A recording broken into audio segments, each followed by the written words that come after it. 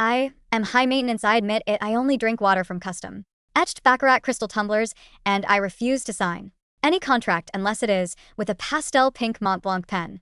Everyone in the office, from the interns to the executives, had long since accepted my quirks. That was until a short-haired, steel-faced woman was parachuted in as our new director of sales. Rumor had it she had spent 15 bitter years clawing her way up from the absolute bottom of the corporate ladder, eating dirt and collecting scars just to survive. The very second she laid eyes on my workstation, she blew a fuse. I cannot stand women like you, she hissed, voice vibrating with a decade of resentment. Who exactly are you putting on a show for at work? Back in my day, I drank until my stomach blood just to close my first major contract, and what you do? Just glide by on that face. I did not even look up as I buffed my nails. Do not stress, director. This princess has been the company's top producer 3 years running.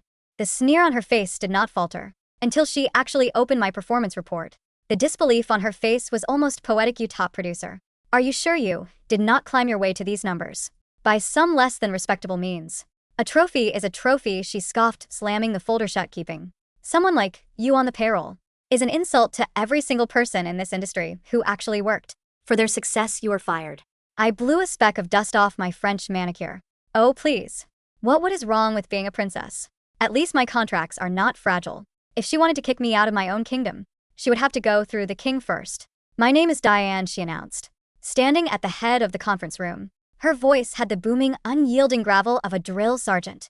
She swept her gaze across the bullpen, looking at us as if we were recruits failing basic training. Let us establish some ground rules. Effective immediately, no personal decorations on your desks. No loud, distracting clothing. No non-standard beverage containers in the workspace. She paused, letting the silence heavy up the room. When I was an associate, I was out on construction sites in sub-zero weather. I did not have time to stop for a sip of warm water, let alone curate an aesthetic. Young people today treat their offices like boudoirs.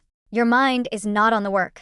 The female associates exchanged uneasy glances, shrinking back into their ergonomic chairs. No one dared to make a sound, except for the soft, melodic clink of my crystal tumbler. I was currently sipping an iced lavender latte through a reusable pink glass straw. Diane's eyes locked onto me like a heat-seeking missile. She marched over to my desk and came to a dead stop. She stared down at the Baccarat tumbler, the matching set of pink leather desk organizers, my mini white tea diffuser, and the neat row of shimmering, high-end nail polishes lining my monitor riser. Her brow knitted into a tight, disgusted. Not what is your name? I looked up, moving with deliberate, unhurried grace. Gwen. She repeated, tasting the name like it was spoiled milk. Figures, it matches the attitude without warning. She snatched my crystal glass off its coaster and threw it straight into the trash can. Clack. Heavy crystal hit the metal bin, ringing loudly through the quiet office. Every head in the bullpen snapped in our direction. From now on, you use the company-branded paper cups. Nobody gets a hall pass under my watch. I did not argue. I did not even blink. I simply opened my bottom drawer, pulled out an identical backup Baccarat tumbler, inserted a fresh pink straw, and took another slow sip. Diane's chest rose and fell in sharp, angry hitches. Are you mocking me? I blinked up at her, my expression utterly innocent. A princess always has a backup plan, Diane. What are you going to do about it? Few desks away. Someone stifled a laugh. Diane threw a lethal glare toward the noise, instantly silencing the room. My assistant Molly kept her head down but slipped me a silent thumbs up beneath the edge of her desk. Diane took a deep, trembling breath, turned on her heel, and marched back to the front of the room. She flipped open the quarterly sales ledger, trying to channel her fury into authority. Fine, if you want to be difficult. Let's see if your numbers justify your arrogance. She started reading the rankings from the bottom up, bearing each woman name with a sharp public. Dig Tiffany third from the bottom. Maybe if you spent less time on your makeup and more time on cold calls, you would not be drowning. Megan. Fifth from the bottom. When I was your age, I was hospitalized with a bleeding ulcer from whining and dining clients to secure my first account. And what are you doing? Posting selfies on Instagram.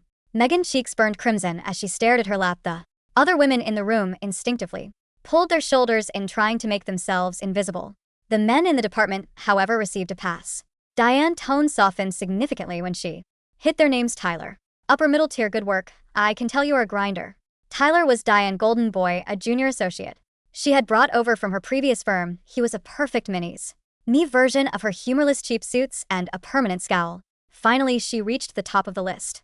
When top producer 3 years running, she stopped, looking up as if she had read a typo in a serious document. You are telling me you have the highest volume in the department." She looked down at the paper, then back at me, as if trying to reconcile the pastel pink stationery and glittery nail polish with the massive seven-figure revenue numbers on the page. "You treat this office like a boutique. Your nails are more detailed than most people's slide decks. How exactly are you closing these deals?" She flipped the page, her eyes scanning the data points. 3 consecutive years at no. 1. "Your annual volume is double the rest of the team combined." "Yep," I said, leaning back in my chair. "Math does not lie." She slammed the ledger onto the podium, the loud bang echoing off the glass walls. "I do not buy it. A trophy is a trophy. Good numbers do not always mean good business practices."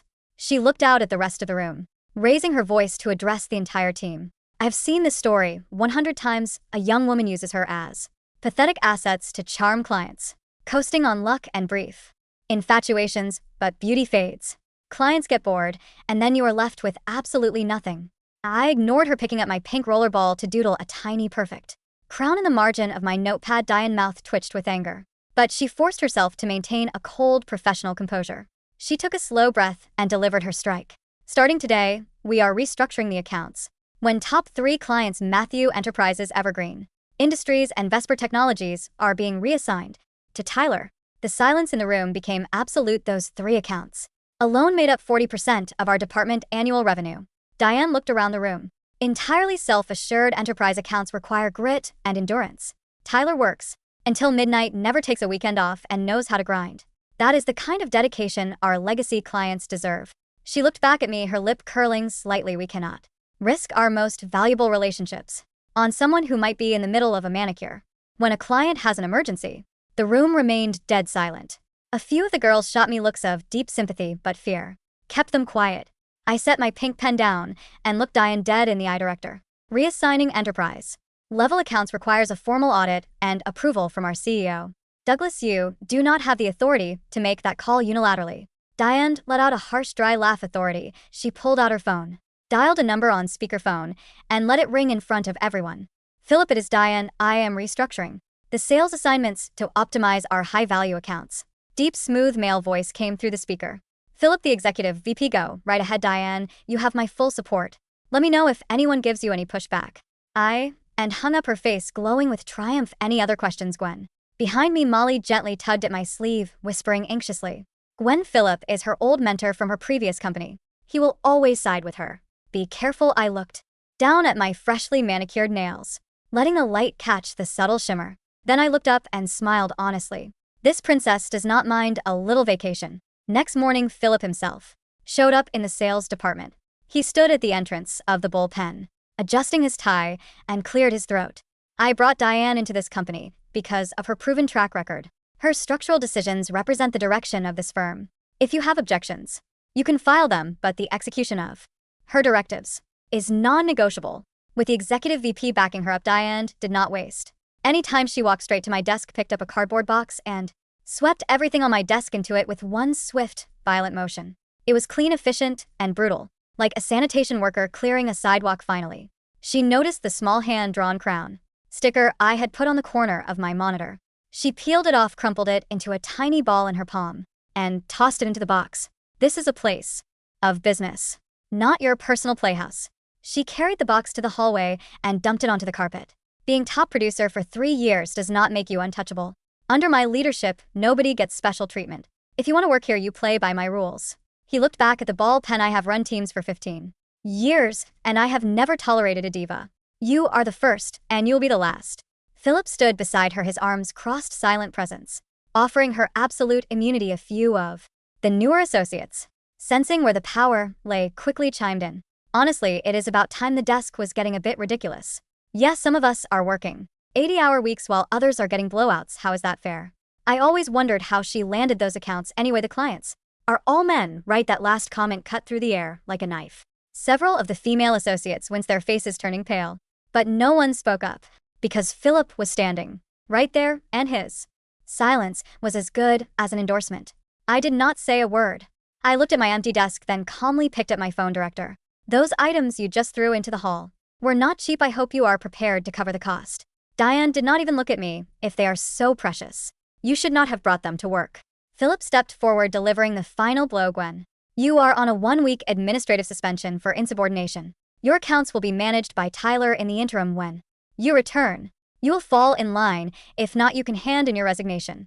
Expansion. The word fell like an anvil, the only sound left in the room was the low electric hum of the air conditioner.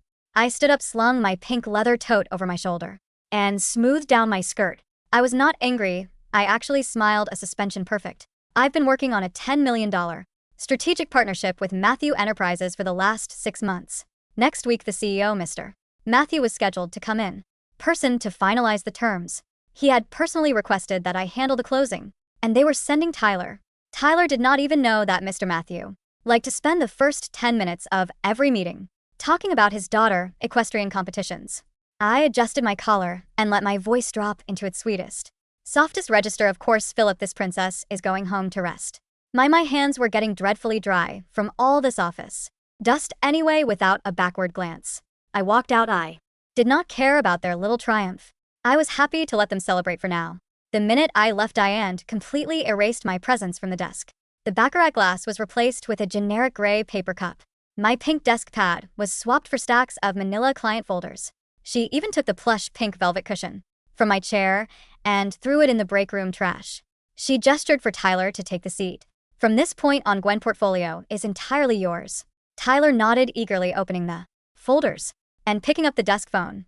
He dialed the first number on the list. Mr. Matthew. Mr. Matthew, hello, this is Tyler. I am taking over the account from Gwen, and I will be your primary point of contact moving forward. Click.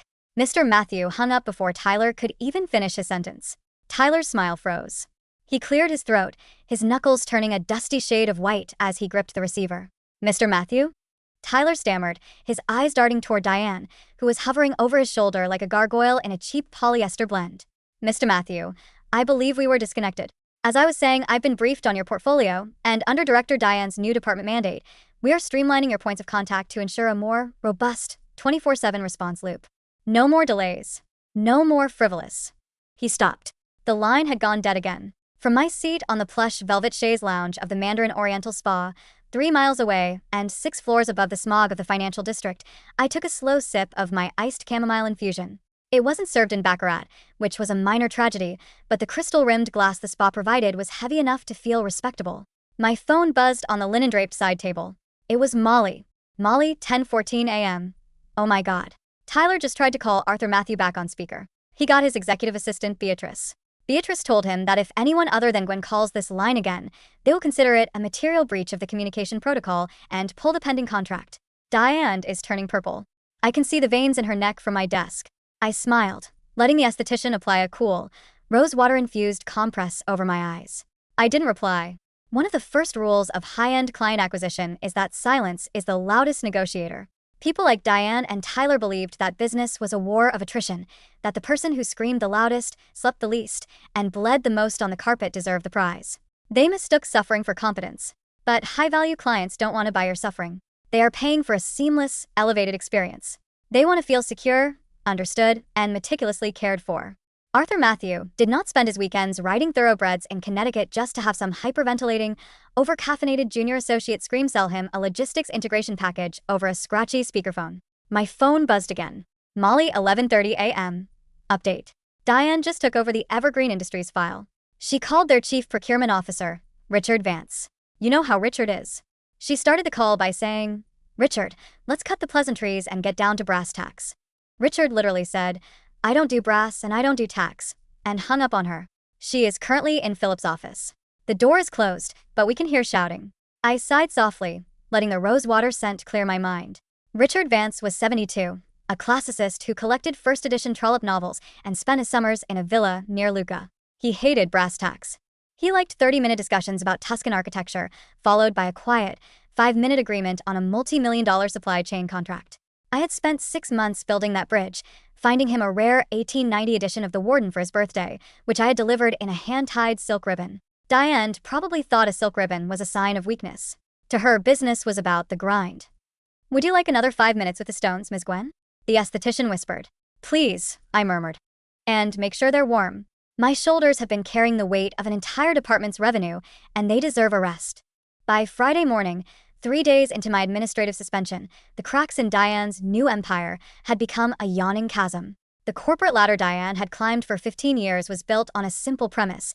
If you put in the hours, the universe owes you a return. But the universe doesn't keep a ledger of your misery.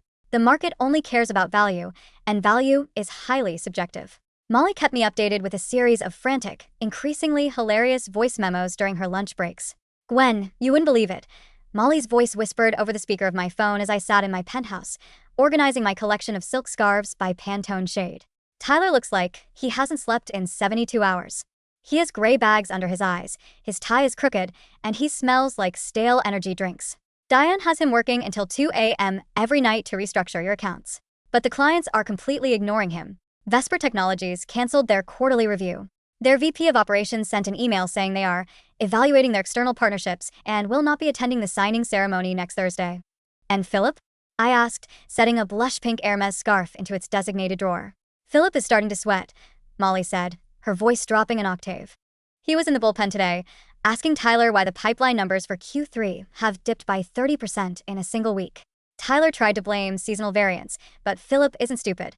He knows the Matthew Enterprises deal is the only thing keeping our division's margins above water this quarter. If that contract isn't signed on Thursday, the board is going to ask hard questions." "What about Diane?"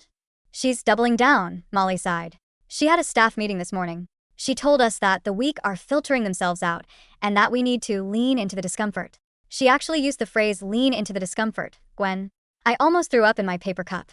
"Poor Diane," I said, though my voice carried no sympathy whatsoever. "She thinks she's a general leading troops into battle. She doesn't realize she's just a middle manager making herself obsolete." "Are you coming back on Wednesday?"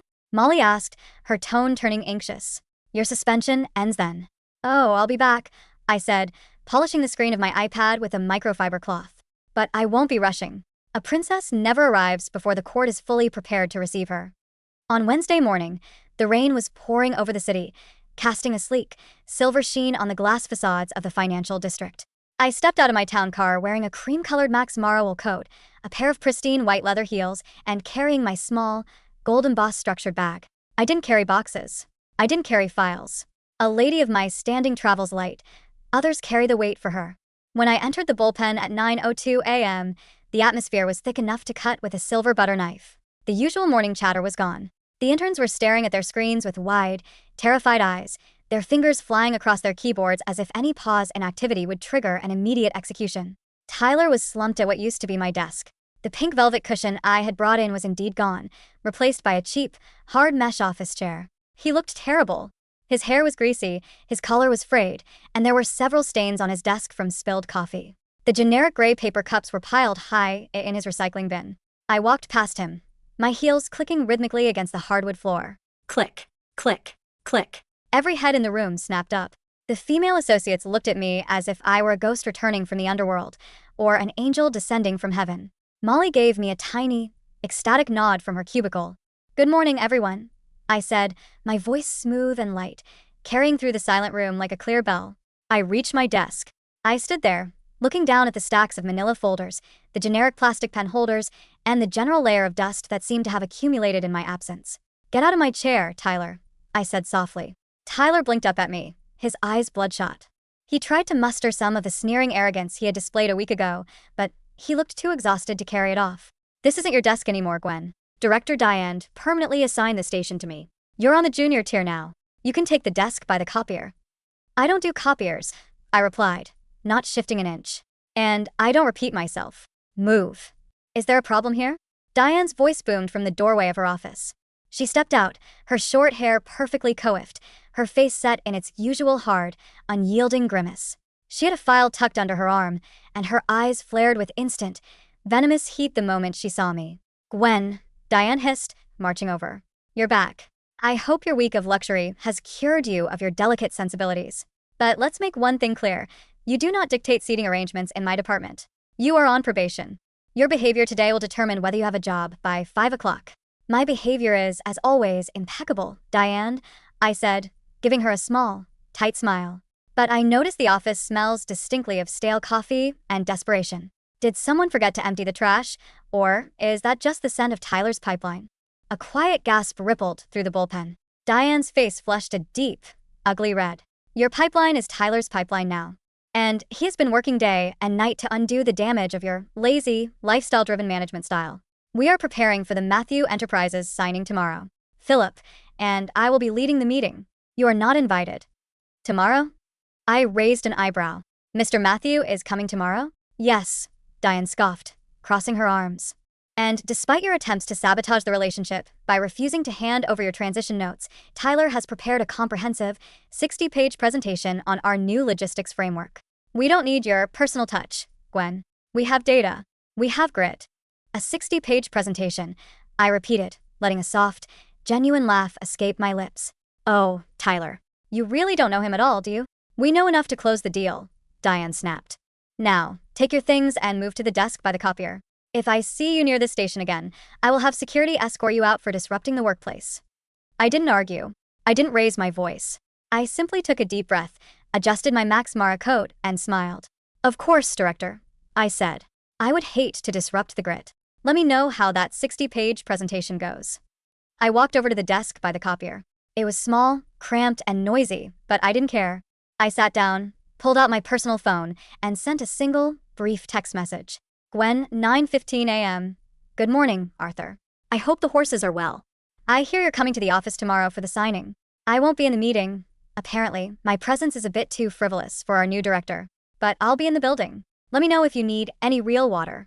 10 seconds later, the reply came. Arthur, 9:15 a.m. What do you mean you won't be in the meeting?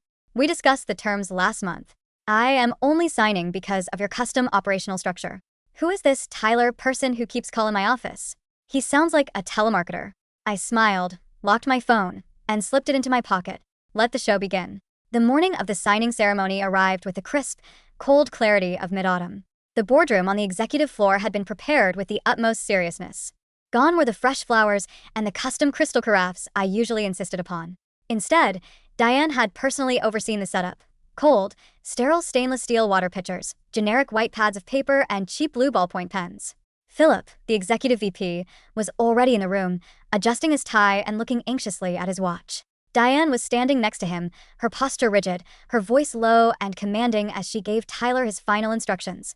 Remember, Diane whispered, her voice carrying out into the hallway where I stood, waiting by the elevators. Lead with the cost-benefit analysis on slide 12. Don't let him interrupt you. Keep the momentum. We dictate the terms of this partnership, not him. Got it, Tyler muttered, wiping a bead of sweat from his forehead. He looked like he was about to throw up. At exactly 10 a.m., the elevator door slid open. Arthur Matthews stepped out. He was a tall, imposing man of 65, wearing a bespoke charcoal gray Seville rose suit that fit him with the effortless grace of old money. He didn't carry a briefcase. His assistant, Beatrice, walked 2 steps behind him, carrying a single leather folder. Philip immediately stepped forward, his hand outstretched, his face twisting into his best corporate grin. Arthur, good to see you. Welcome back to the firm. Arthur gave Philip a polite, brief handshake, his eyes already scanning the room. Philip, good morning. This is Diane, our new director of sales, Philip said, gesturing to Diane, who stepped forward with an aggressive, firm handshake that looked more like a wrestling maneuver than a greeting. Mr. Matthew, Diane said, her voice booming. A pleasure. We've streamlined our entire operation since we last spoke. This is Tyler, our senior accounts manager, who will be leading your portfolio moving forward. We have a very tight agenda today, so let's get right to the presentation. Arthur looked at Diane's outstretched hand, then at Tyler, who gave a weak, awkward wave. Arthur's eyes didn't linger on either of them. Instead, they swept past them, looking down the corridor toward the sales bullpen. Where is Gwen? Arthur asked, his voice calm, but with an underlying weight that made Philip's smile falter. Diane's brow furrowed. Gwen is currently assigned to other duties, Mr. Matthew. As I mentioned, we've restructured our accounts to ensure a higher level of professional rigor. Tyler is fully briefed and— I didn't ask about Tyler, Arthur interrupted, his tone cold and dry. I asked where Gwen is. We have been working on this partnership for 6 months. She is the architect of this operational framework. I do not sign multi-million-dollar agreements with briefed associates. I sign them with partners I trust. Philip cleared his throat, casting a panicked look at Diane. Arthur, I assure you, Tyler is more than capable of handling the transition. Under our new leadership, we are moving away from individual-dependent client relations. We want to ensure a more standardized corporate experience. A standardized experience, Arthur repeated, his lip curling slightly. Philip, do I look like a man who wants a standardized experience? If I wanted standardized, I would have signed with our competitors. They are 10% cheaper. Diane stepped in, her voice hardening. She was not used to being challenged, especially not by someone she considered the client who needed to be managed. Mr. Matthew, with all due respect, Gwen's methods were highly irregular. She spent company time and resources on personal indulgences. She was not aligned with our corporate culture of discipline and grit. We have established new standards of accountability and… Let me stop you right there, Director, Arthur said, raising a single, well-manicured hand. The gesture was small, but it cut Diane off instantly. I don't care about your corporate culture. I care about my business. Gwen understands my supply chain because she spent 3 days visiting our distribution centers in Ohio, not because she was forced to, but because she wanted to understand our bottlenecks. She knows my daughter's equestrian schedule because she has the basic human decency to ask about my life before trying to take my money. That is not irregular. That is executive-level service. Arthur turned to his assistant. Beatrice, call the car. Arthur, wait. Philip panicked, stepping in front of the door. Please, let's not act hastily. We can accommodate your preferences. If you want Gwen in the room, we can certainly have her join us. I don't want her joining us as a spectator, Philip, Arthur said, his eyes locking onto Philip with cold precision. I want her leading this account. If she is not the primary signatory on this contract, there is no contract. Now, is she in the building or have your new standards driven her out? Before Philip could answer, I stepped out from the shadow of the elevator alcove. I'm right here, Arthur, I said, my voice smooth and calm. I had removed my Max Mara coat. Underneath, I wore a perfectly tailored blush pink wool sheath dress that matched the subtle shimmer on my nails. In my hand, I carried a single, custom-etched Baccarat crystal tumbler filled with chilled sparkling water, complete with a reusable pink glass straw. Arthur's face immediately cleared, a warm, genuine smile replacing his cold stare. Gwen. Thank goodness. I was beginning to think I had walked into a military academy by mistake. We do have a bit of a drill sergeant vibe today, don't we? I smiled, walking past Diane and Philip as if they were nothing more than decorative pillars. I handed Arthur the glass of water. I remembered you prefer San Pellegrino. Chilled, but no ice. The office water here is a bit dusty today. Arthur took the glass, taking a slow, appreciative sip. Perfect. Absolutely perfect. Diane's jaw was practically on the floor. Her fists were clenched so tightly her knuckles were white. Gwen. You are on probation. You have no authority to… Diane, shut up, Philip hissed under his breath, his face pale with terror. He turned to me, his voice trembling slightly. Gwen, please. We have the boardroom ready. Why don't you join us? We can discuss the seat assignments later. Oh, I'm sorry, Philip, I said, tilting my head with an expression of pure, innocent regret. But Director Diane was very clear. I'm a diva. I'm irregular. I don't play by the rules. And since my desk was cleared off and my things were dumped in the hallway, I'm not sure I have the necessary tools to conduct business here. What do you mean, dumped in the hallway? Arthur's voice dropped into a dangerous, quiet register. He looked at Diane, his eyes narrowing. You threw her things in the hallway? It was a standard desk clearing for a suspended employee. Diane defended herself, her voice rising in pitch.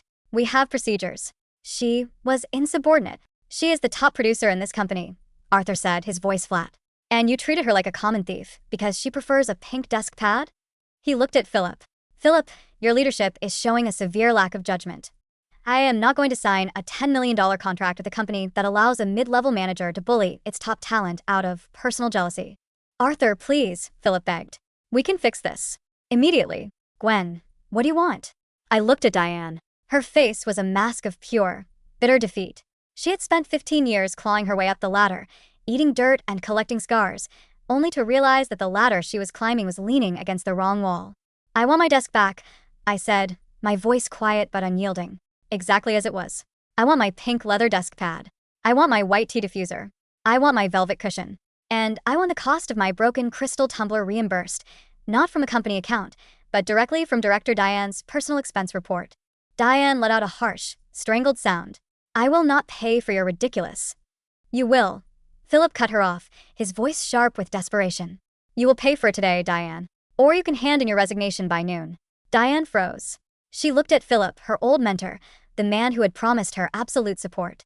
But Philip was a corporate creature. When the ship started sinking, he was the first to throw his favorites overboard to lighten the load. And one more thing, I added, looking at Tyler, who was trying to shrink into his cheap suit. Tyler is no longer a junior associate in this department. He can take the desk by the copier. He seems to like the noise. It matches his grit. Tyler's mouth opened, but no sound came out. He looked at Diane, but she couldn't even look at him. She was staring at the floor, her shoulders slumped, her spirit entirely broken. Done, Philip said immediately. Anything else, Gwen? Yes, I smiled, turning to Arthur. Let's go to the boardroom. I have the final contract ready. And don't worry, Arthur. I brought the pink Mont Blanc pen. The signing of the Matthew Enterprises partnership was a quiet, elegant affair. There were no 60-page presentations. There were no high-pressure sales pitches. We spent 15 minutes discussing Arthur's daughter's upcoming equestrian tournament in Saratoga, 10 minutes discussing the merits of Tuscan olive oil, and 5 minutes signing the paperwork. Arthur signed with a heavy, gold-plated fountain pen. I signed with my pastel pink Mont Blanc. When the contract was finalized, Arthur shook my hand, his smile warm and genuine. Thank you, Gwen. I look forward to another 3 years of excellent service. The pleasure is entirely mine, Arthur, I said. As Arthur and Beatrice left the boardroom, Philip remained behind. He looked like a man who had aged 10 years in the span of an hour. He walked over to me, his posture subdued, his previous arrogance entirely gone. Gwen, Philip said, his voice quiet. I apologize for my actions last week. I was misled by Diane's reports. I didn't realize the depth of your client relationships. Of course you didn't, Philip, I said, packing my pink pen back into its velvet case. Because you and Diane think business is about numbers on a page. You don't realize that the numbers are just a reflection of the relationships. You can't standardize trust. You can't grind your way into someone's respect. Diane is being reassigned, Philip murmured. She won't be managing your department anymore. We're moving her to the Regional Logistics Division in Ohio. It's a bit more aligned with her style. I chuckled softly. Ohio. How lovely for her. I'm sure she'll find plenty of grit in the sub-zero winters. She can drink all the warm tap water she wants from her paper cups. I stood up, smoothing down my skirt. Now, if you'll excuse me, Philip. I have a desk to redecorate. When I walked back down to the sales bullpen, the transformation was already underway.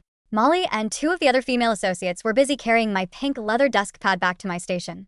Tyler was silently packing his stale coffee cups into a cardboard box, his head hung low as he prepared for his new exile by the copier. The bullpen was quiet, but it was no longer a tense, fearful quiet. It was a quiet of relief. The female associates looked up as I approached, their faces bright with a mixture of awe and gratitude. Your glass, Gwen, Molly said, handing me a brand new, identical Baccarat crystal tumbler. I had the courier bring it from the boutique uptown. The bill has already been routed to Diane's personal account. Thank you, Molly, I said, setting the tumbler down on its pink leather coaster. I poured a bottle of chilled sparkling water into it, inserted my pink glass straw, and took a slow, satisfying sip. I looked around my office, my eyes landing on the small, hand-drawn crown sticker I had placed on the corner of my monitor. Molly had retrieved it from the trash and taped it back, perfectly straight, right where it belonged. A princess never needs to climb the ladder because she knows how to build the throne. And in this kingdom, the crown was exactly where it belonged.